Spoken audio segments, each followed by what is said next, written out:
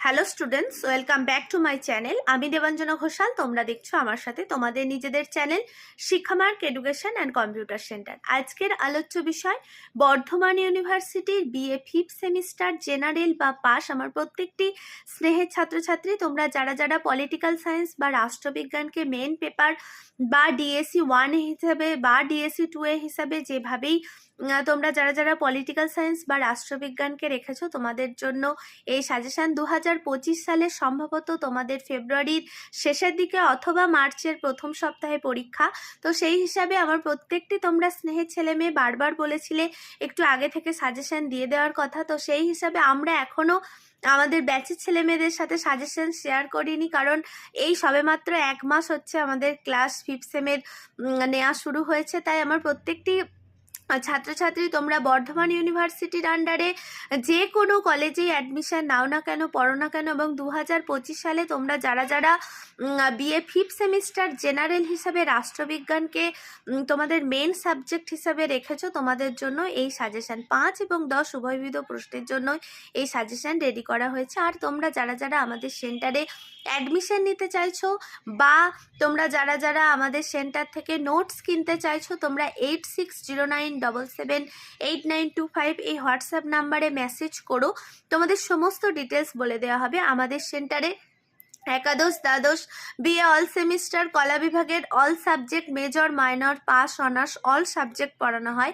তাই তোমরা যে কোনো সাবজেক্টে অফলাইনে হোক কিংবা অনলাইনে হোক অ্যাডমিশন নিতে চাইলে অবশ্যই নিতে পারো। তাহলে চলো আজকের আলোচ্য বিষয়ে প্রবেশ করা যাক। আর আমাদের সেন্টার থেকে অলরেডি তোমাদের বাংলা উপন্যাস, ইতিহাস, সংস্কৃতের যে বৈদিক সাহিত্যের পাঠটা সেইটা এবং দর্শনের সাজেশন রেডি করে দেয়া আছে। আমার স্নেহের প্রত্যেকটি নতুন ছেলে মেয়ে তোমরা যারা আসছো, এখনও যারা ওইগুলো দেখোনি, মানে তোমাদের যদি সাবজেক্ট থাকে তাহলে তোমরা অবশ্যই ওগুলো গিয়ে দেখে নাও। আর যদি মনে হয় তোমাদের ভিডিওগুলো একটু উপকারে আসছে, তাহলে তোমরা চ্যানেলটাকে সাবস্ক্রাইব করে পাশে থাকা বেল আইকনটা প্রেস করে দিও, যাতে আমরা যখনই ভিডিও আপলোড করব তোমাদের কাছে নোটিফিকেশান চলে যায়। আর বন্ধুদের মাঝে একটু বেশি বেশি করে শেয়ার করো, কারণ তোমার একটা শেয়ারিংয়ে তোমার বন্ধুটার হয়তো অনেক বেশি উপকার হতে পারে। একটা লাইক করতে ভুলো না। তাহলে চলো।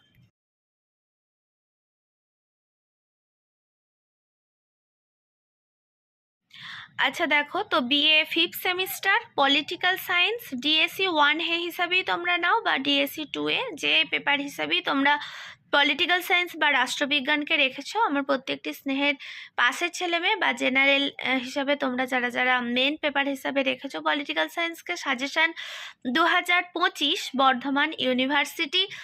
এইটা আমাদের হোয়াটসঅ্যাপ নাম্বার। তোমরা যারা যারা অ্যাডমিশন নিতে চাইছো, তোমরা যারা যারা নোট পারচেস করতে চাইছো, তোমরা এই হোয়াটসঅ্যাপ নাম্বারে মেসেজ করো। তোমাদের সমস্ত ডিটেলস বলে দেওয়া হবে। কোশ্চেন মার্ক হিসাবে তোমাদের 5-এও আসতে পারে প্রশ্নগুলি, অথবা 10-এও আসতে পারে। তোমাদের যেটা সিলেবাস আছে Indian and western political thought. দেখো, প্রথম প্রশ্ন যেটা আছে, রাষ্ট্র সম্পর্কে কৌটিল্যের মতামত ব্যাখ্যা করো।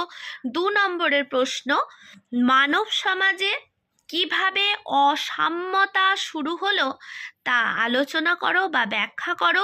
3 নম্বরের প্রশ্ন, অধিকার সম্পর্কে লকের ধারণাটির ব্যাখ্যা করো। 4 নম্বরের প্রশ্ন, আম্বেদকরের রচিত কয়েকটি গ্রন্থের নাম লেখো।